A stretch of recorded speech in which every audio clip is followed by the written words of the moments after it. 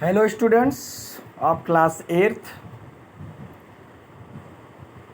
I hope that you will watch uh, you watched video given by me yesterday, chapter first geography natural resources.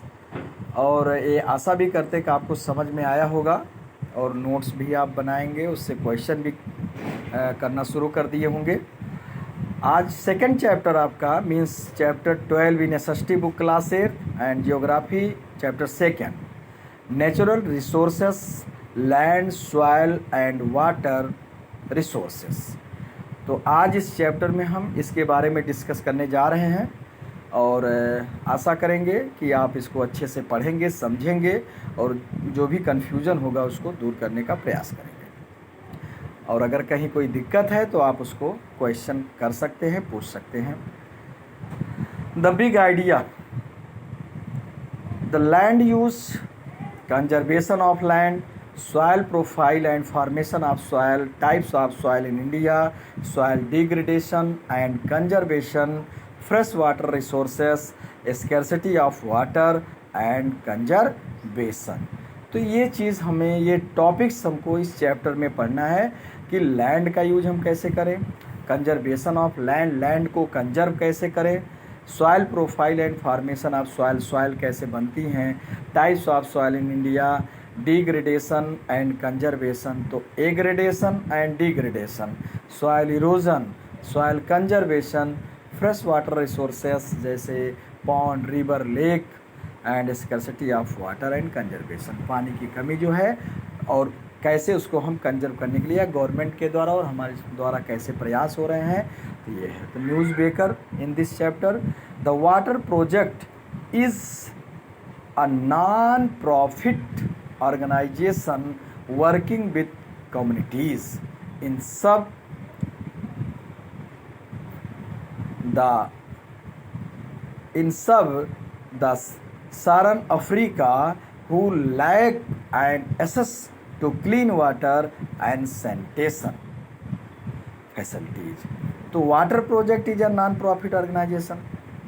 क्या है? एक non profit organisation है, मतलब जिसमें कि profit नहीं होता है, वो एक संगठन है वर्किंग विद द कम्युनिटीज़। किसके साथ? जो साउथ अफ्रीका में, अफ्रीकन कंट्रीज में जो सारन लैक ऑफ एक्सेस, जहाँ पे पानी की कमी, clean water and sustain facilities. The project works with in the country with local teams and partners to develop clean water programme. तो इस प्रोजेक्ट के अंतर्गत लोकल टीम और भी लोग मिल करके पूरे देश में जो है वाटर को क्लीन करने का अभियान चला रहे हैं। This include the constructing borewells और hand pump, sand dam, rain water harvesting project.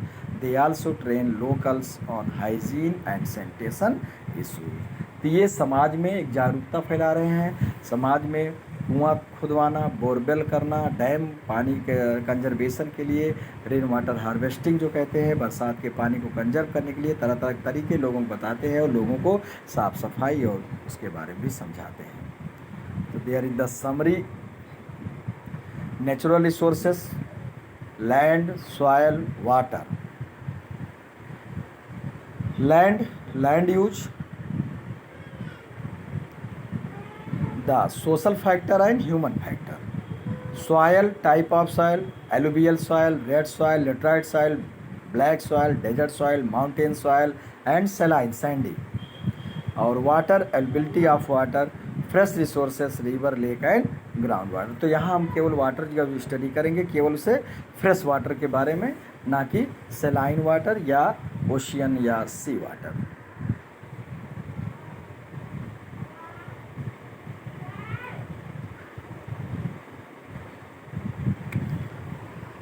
Let us start the chapter.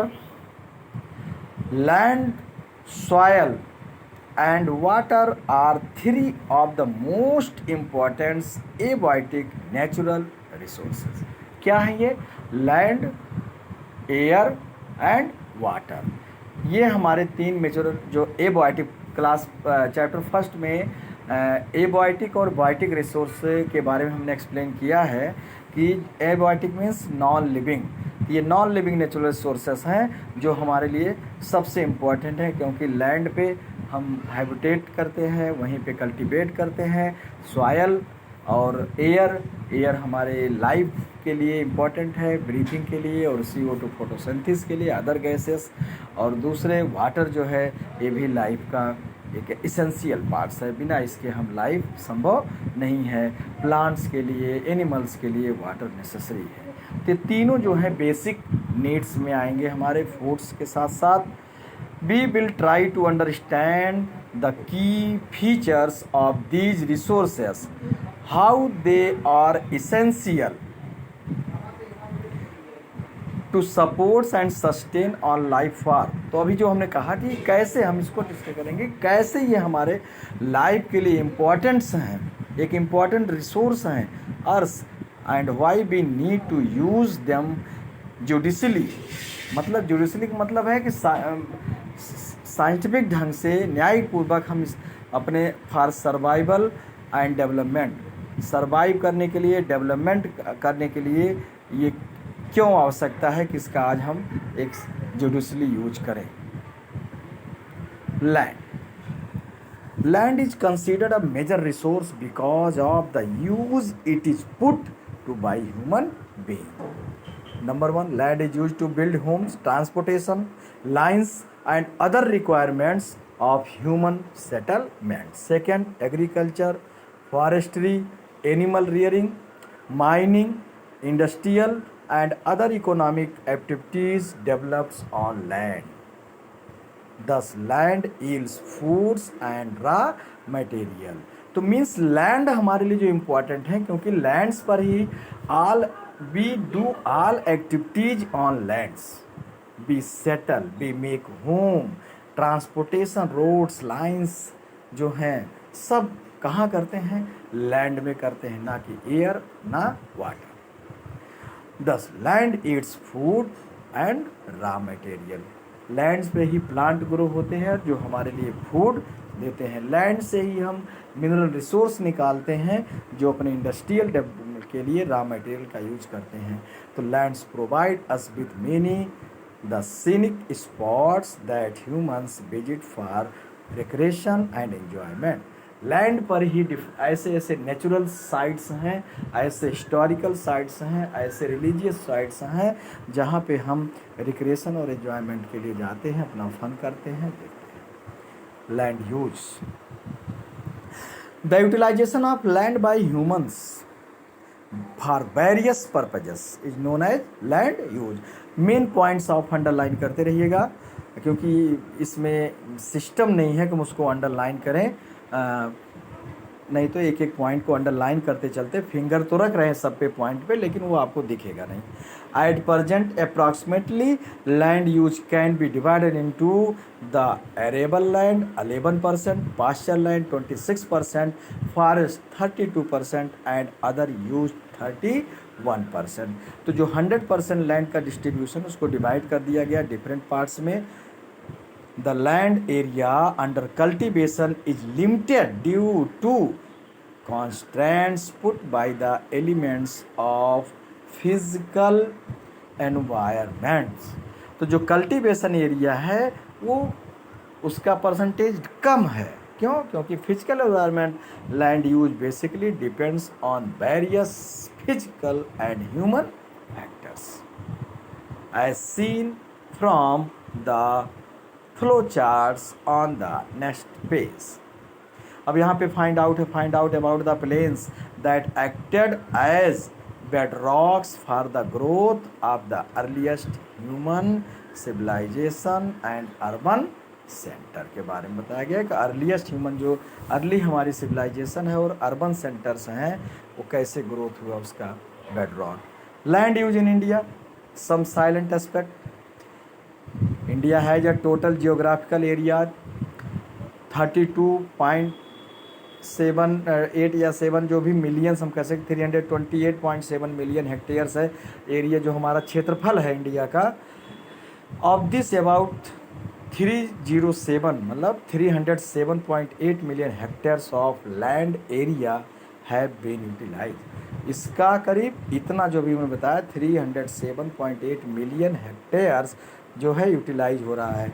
Land use in India can be broadly divide under the following different part. चूँकि हम जानते हैं क्या variation है, diversity है land form में भी, mountains, plateaus, deserts, forests, waters, plains, coastal plains, तो अलग अलग फॉर्म में और हर जगह हम कल्टीवेट नहीं कर रहे हैं। The net sown area 45.52% to total land area utilise. जो हम सोन मतलब जहाँ पे कल्टीवेट करते हैं, ग्रो करते हैं।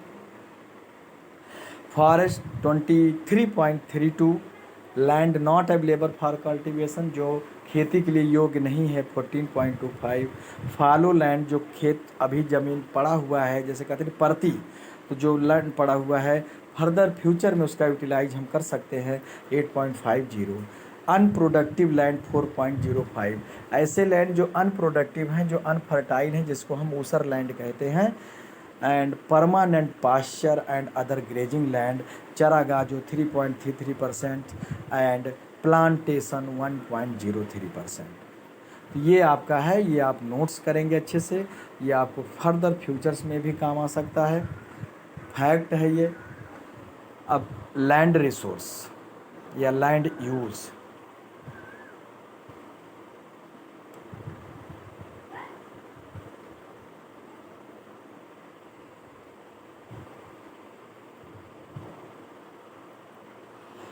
Physical future factors and human factors. Physical factors में क्या है, रिलीफ में हमने बताया था मेजर लैंड फॉर्म्स जो आएंगे आपके plains, plateau and mountains, description साफ साफ दिया गया है। उसके बाद फिर सॉयल, फर्टाइल सॉयल और इनफर्टाइल सॉयल, उपजाऊ और अउपजाऊ। क्लाइमेट्स आपका तो सब tropical and mid latitudes pores, तो क्लाइमेट मानसूनी क्लाइमेट्स है हमारा, या तो ये भी इम्पोर्टेंस है कि इस पर डिपेंड्स कर रहा है। अवेलेबिलिटी ऑफ वाटर, अब द रेन्स ऑफ वेरी और हाई लो रेनफॉल एरिया, कहाँ पे ज़्यादा रेन हो रहा है, कहाँ पे कम हो रहा है, कहाँ पे बिल्कुल नहीं हो रहा है, वो भी डिपेंड करता है लैंड यूज पर। उसी तरह से कल्टीवेशन वहाँ पर किया जाता है। पॉपुलेशन, तो number of peoples is relation to land availability. Economic developments and technology and ownership of land में प्राइवेट एंड कम्युनिटी, प्राइवेट मतलब व्यक्तिगत जो होता है, प्राइवेट कम्युनिटी मतलब जो समुदाय का। This land is mean for common uses such as collection of fodder, fruits, nuts and medicinal herb.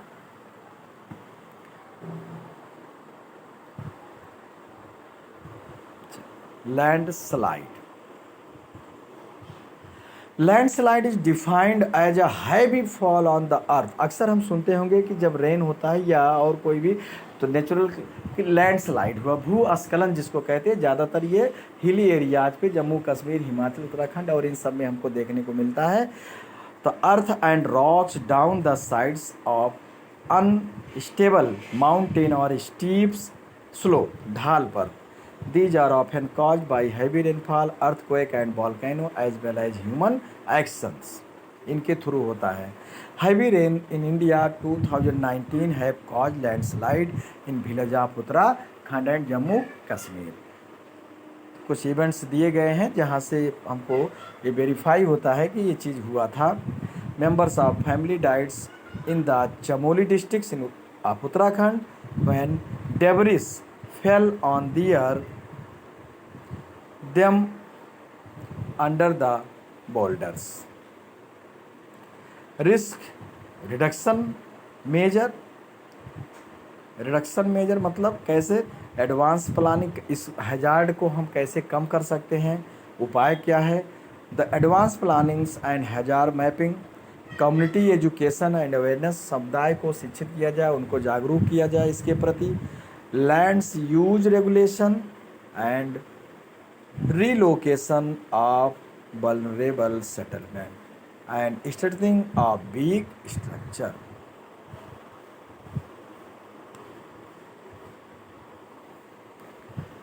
Conservation of lands. Be the land area of only about 29% of all over the earth. We need to plan our land every very careful and skilfully. मतलब कि जो 29% जो अर्थ का area है उसको हम plan करके और सावधानी पूर्वक एक स्किलफुली मतलब एजुकेटेड होकर के साइंटिफिक मैनर से अगर करते हैं, improper land of such farming of marginal lands and mining activities leading to soil erosion must be avoided. क्या होता है, एग्रीकल्चर से, फार्मिंग से और माइनिंग से जो सॉइल इरोजन होता है उसको हमें रोकना चाहिए।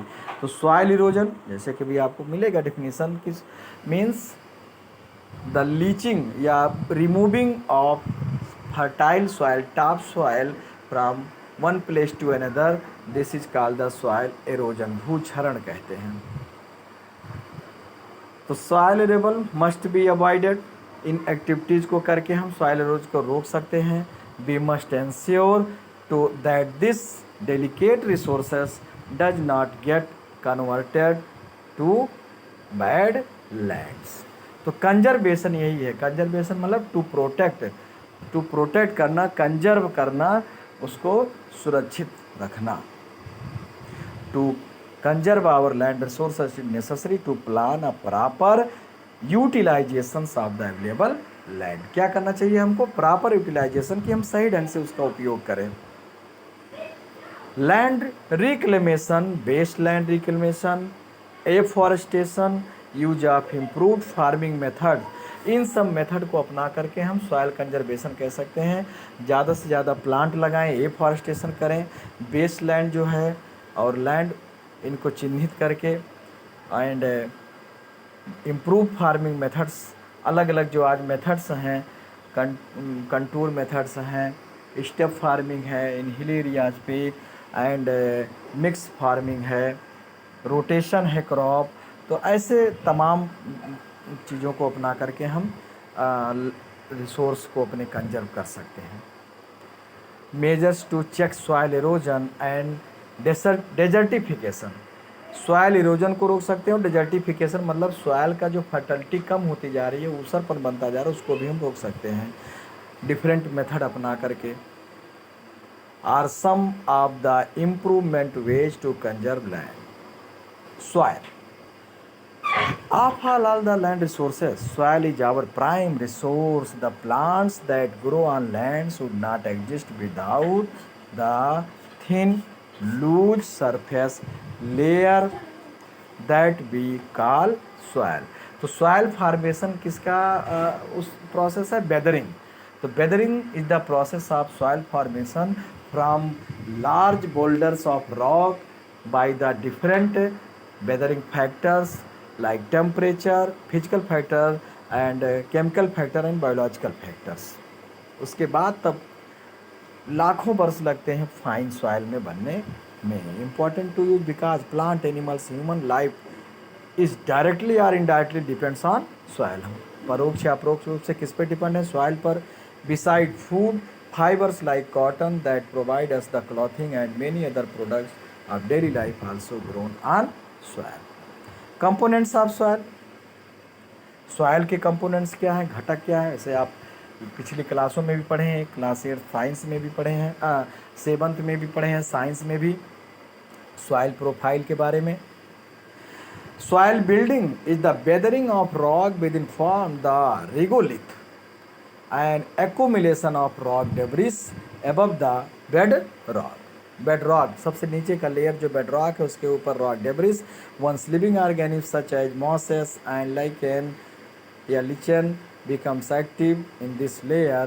They combine with the mineral matter in the rock debris to form soil। तो हमने बताया ना बायोलॉजिकल फैक्टर भी बायोलॉजिकल फैक्टर में मतलब लिविंग ऑर्गेनिज्म है, जैसे अर्थवर्म है और जो सॉइल के अंदर में रहते हैं, कुछ प्लांट्स हैं जो कि सॉइल को मतलब रॉक को सॉइल में कन्वर्ट करते हैं। Soils are therefore composed of minerals and organic substances. किसका बना होता है ये? ऑर्गेनिक सब्सटेंसेस, ह्यूमस और mineral. Soil profile, as soil form horizontal layer develop within as shown in the figures of the next page। soil horizon, तो soil horizon क्या है? together makes up the soil profile।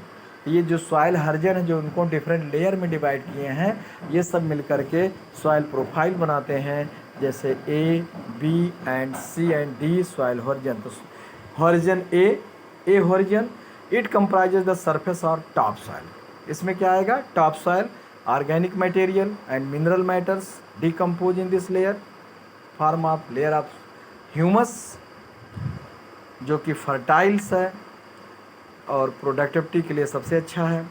The surface of the layer that has humus is also sometimes called O horizon.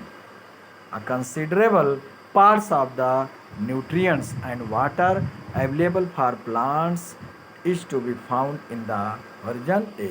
तो mostly जो plant roots हैं ज़्यादातर हमारे crops के इसी लेयर में होते हैं, और इसमें डेड एंड डिकेड मटेरियल्स होते हैं, organic matters. B horizon it comprises the subsoil. This soil horizons has little organic, इसमें ऑर्गेनिक मैटर्स कम होते हैं। Though the mineral materials of the original rock is heavily weathers, इसमें mineral materials ज़्यादा होते हैं। Horizons contain substances washed into it from A horizon above and the C horizon below. C horizon it composed of, मतलब ये किससे बना हुआ है? Loose parent rock material that has undergoes little weathering. अब इसमें न्यूट्रिएंट्स की भी कमी है, बहुत कम है, वाटर्स भी, तो प्लांट रूट मोस्टली यहाँ तक नहीं आते हैं। And D horizon it is the lowermost horizon, बिल्कुल नीचे का लेयर है, found just below the C horizon called the bedrock. There is the structure of the soil profile. O horizon humus layer, A horizon, B horizon, C horizon and D horizon. अब आपका यहाँ पे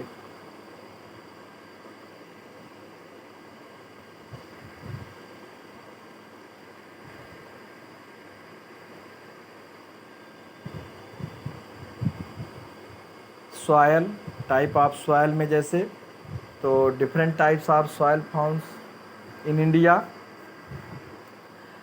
red soil developed by the weathering of the ancient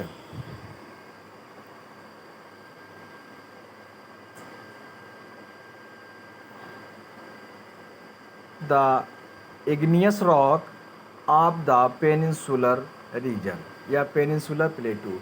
igneous rock मतलब जो आग्नेय शैल हैं, जो volcano eruption से बनते हैं, और हमारा जो पेनिनसुलर प्लेटूज़ है, सदर्न डेक्कन प्लेटू है, ये लगभग इसी से बना हुआ है, और इसमें रेड सॉइल्स हैं।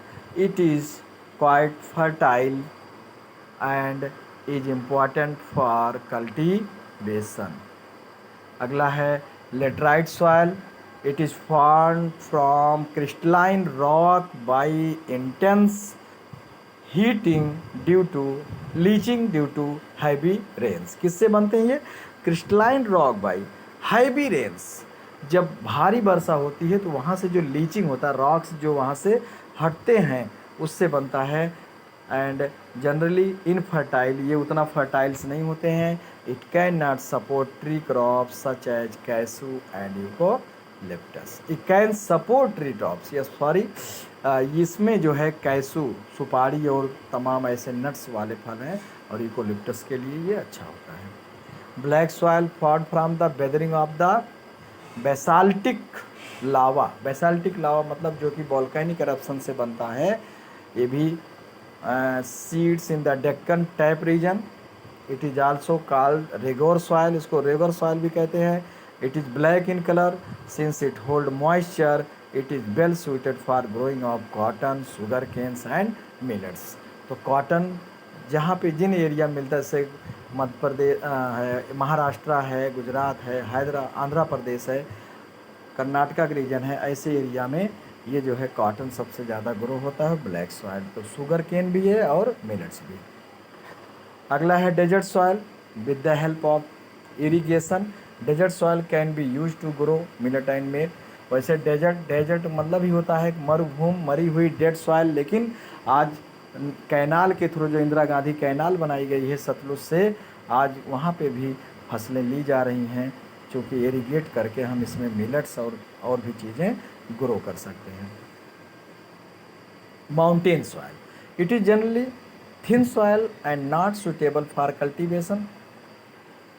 माउंटेन्स एरिया पे मिलती हैं, लेकिन फिर भी वहाँ पे आज कल्टीवेशन हो रहा है। कुछ ऑर्चार्ड, फलों के बगीचे हैं, और जो शिवालिक रीजन है, जो आउटर रीजन्स हैं, वहाँ पे टेरेस फार्मिंग करके आज क्रॉप भी उगाया जा रहा है। Mountain soil and the saline Sandy soil means some of the coastal areas have modified saline sandy soil suited to growth of the coconut palm। जो कोस्टल एरियाज हैं, ईस्टर्न कोस्टल और वेस्टर्न कोस्टल एरियाज में, जहाँ पे saline Sandy soils हैं, वहाँ पे coconut और ये सब ग्रो किया जा रहा है। लॉस ऑफ सॉइल, तो ऐसे मेनली जो है हमारा टॉप जो एलुवियल सॉइल है, alluvial soil is the best for cultivation. It is the mixers of the loam soil जैसे है, एंड क्लेई सॉइल एंड तो लोम जो रिवर्स अपने साथ सिल्ट और एलुवियल लेके आती हैं। तो सैंडीज, अब क्लेई सॉइल में क्या है, वाटर होल्डिंग कैपेसिटी सबसे ज़्यादा होती है, सैंडी सॉइल में एरेशन कैपेसिटी ज़्यादा होती है, और लोम सॉइल दोनों का मिक्सर है बोथ। तो वाटर होल्डिंग और एरेशन दोनों गुड होता है, इसलिए सबसे अच्छी क्रॉप जो होती है लोमी सॉइल में होती है। क्लेई सॉइल में हम राइस और ये सब ग्रो करते हैं।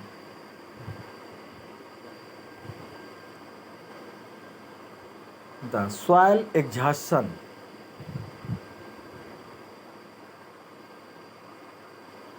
सॉयल एग्जॉशन का मतलब सॉयल का दोहन, कैसे उसको हम एग्जॉस्ट कर रहे हैं, अर्थात ज़्यादा से ज़्यादा हम सॉयल का यूज कर रहे हैं।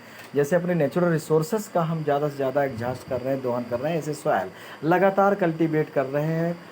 Soil the deteriorates and become deficient in nutrients due to improper cultivation technique। क्यों आज न्यूट्रिएंट्स समाप्त होता जा रहा है? इम्प्रॉपर कल्टीवेशन, क्योंकि हमारे पास कोई सिस्टम नहीं है उस तरह का, हम वही ट्रेडिशनल मेथड यूज करते चले जा रहे हैं। Over cropping, multi cropping, shifting agriculture, deforestation, dry farming, organisation by overgrazing by animals and over irrigation exhaust the soil of its potential to yield a good crop। तो जो ये different reason दिया गया, ओवर क्रॉपिंग, मल्टी क्रॉपिंग, एक से अधिक जो हम खेती फसल ले रहे हैं, शिफ्टिंग एग्रीकल्चर, डीप पेड़ों की कटाई है, ड्राई फार्मिंग है, ओवर ग्रेजिंग, ज़्यादा से ज़्यादा जो पशुओं को चराते एक लैंड पर, इन सब की वजह से आज सॉइल फर्टिलिटी लॉस होती जा रही है और यील्ड कम होता जा रहा है। सॉइल कंजर्वेशन की प्रैक्टिस एंड टेक्निक्स, तो अब सॉइल कंजर्वेशन कैसे करते हैं, उसके लिए क्या प्रैक्टिस है, क्या तरीका है। Different technique of soil conservation can be use to overcome the problem of soil erosion and soil exhaustion. अर्थात ये जो प्रॉब्लम है सॉइल एरोजन का, भूचरण का, सॉइल एग्जॉशन का, इसको हम कंजर्वेशन करके इससे उबर सकते हैं, इससे बचाव कर सकते हैं। तो डिफरेंट मेथड है। कंटूर फार्मिंग, जैसे अभी हमने चर्चा किया था, is the practice of ploughing at right angles to the slope पर राइट एंगल 90 डिग्री का बनाते हुए कंटूर जैसा formation, following the contours of the land, prevent the excessive soil loss and reduce run of by water. बरसात के दिनों में जो बारिश से पानी ढलान की तरफ बह जाता है, तो इससे जो है प्रिवेंट करता है। Terrace farming, slope are cut, सीढ़ी जैसा कट करते हैं। तो ये सब कहाँ पे हैं? ये हिली एरियाज पर हैं, वहाँ पे होती हैं। Step like level terrace which allow the soil to remain stable and retain water. This is especially important in mountain areas. Strip cropping, strip मतलब पट्टीदार जैसे कहते नहीं, क्रॉप्स में be cultivated in alternate strip, alternate एकांतरण पट्टी में, लाइनों में, सम ऑफ विच में be kept fallow while others are sown with different crop. एक रो किसी क्रॉप की, एक रो किसी क्रॉप की, ऐसे करके हम अल्टरनेट क्रॉपिंग भी कर सकते हैं।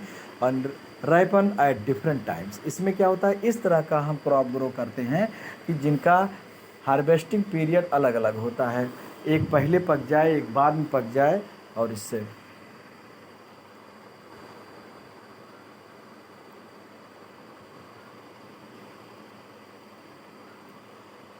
एंड नेक्स्ट है फॉलोइंग। यहाँ पे दिया गया डायग्राम स्ट्रिप का।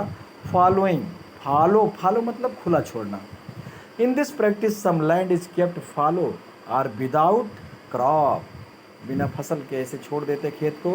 रिकवर, जैसे पहले तो क्या किया जाता, एक फसल लिया जाता था, उसके बाद खेत को कहते हैं परती छोड़ दिया गया है, उसके फिर दूसरे साल तीसरे साल उसको उस पर खेती की जाती थी, तो उसमें कुछ फर्टिलिटी रिमेन्स आ जाती थी। It also improve the moisture content and texture of the soil.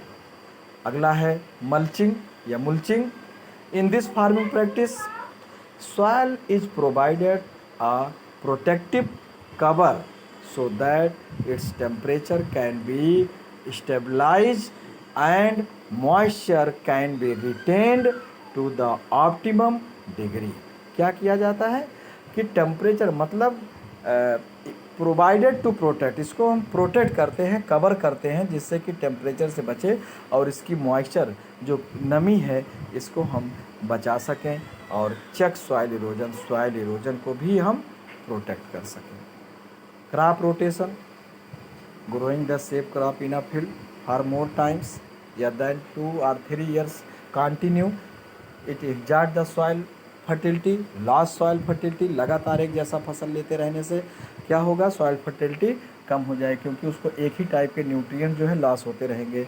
It is best to alternate, तो क्या करते हैं हम, क्रॉप रोटेशन, रोटेट करते हैं एक फसल के बाद दूसरी, जैसे लेगुमिनस, राइस फसल के बाद जो है, या लेगुमिनस दलहन वाली जिसमें राइजोबियम कुल के बैक्टीरिया होते हैं जो नाइट्रोजन फिक्सेशन करते हैं। तो ऐसे करने से fixing crop with grains and fibre crop the fertility is return to the soil, इससे सॉइल में फर्टिलिटी पुनः वापस आ जाती है। विंड ब्रेक्स और शेल्टर बिलेट्स, इरोजन रोकने का भी एक तरीका है विंड ब्रेक। खेत के चारों ओर ऐसे लंबे लंबे पेड़ लगाए जाए जो कि, या हम कहते हैं नहीं बेड़ा बांधते हैं, इससे जो है सॉइल इरोजन नहीं होता जो विंड के थ्रू होता है। Tall growing crops are trees planted on the margin of hills act as wind break and help to slow down run of by water. Earth berms और एम्बैंकमेंट्स, जो बांध बनाया जाता है, ये भी check the soil erosion. Intercropping मतलब crop के बीच में दूसरी क्रॉप, जैसे it is a farming practice in which 2 or more crops are sown simultaneously on the same plots और land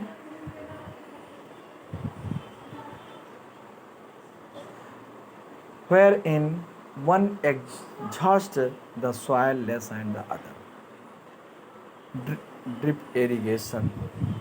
In this irrigation method, water is slowly released to each plant। अब drip मतलब बूंद बूंद करके, केवल जितना ज़रूरत है वही पेड़ को पानी मिले।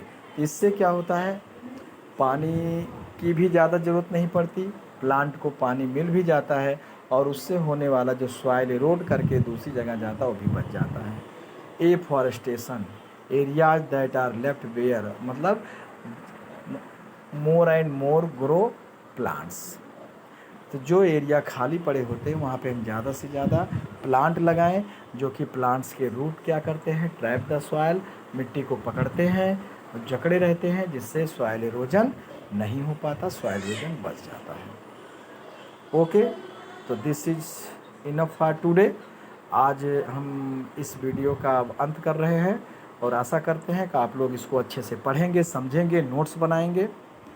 और ये अगला पार्ट इसका टुमारो। Okay, thank you.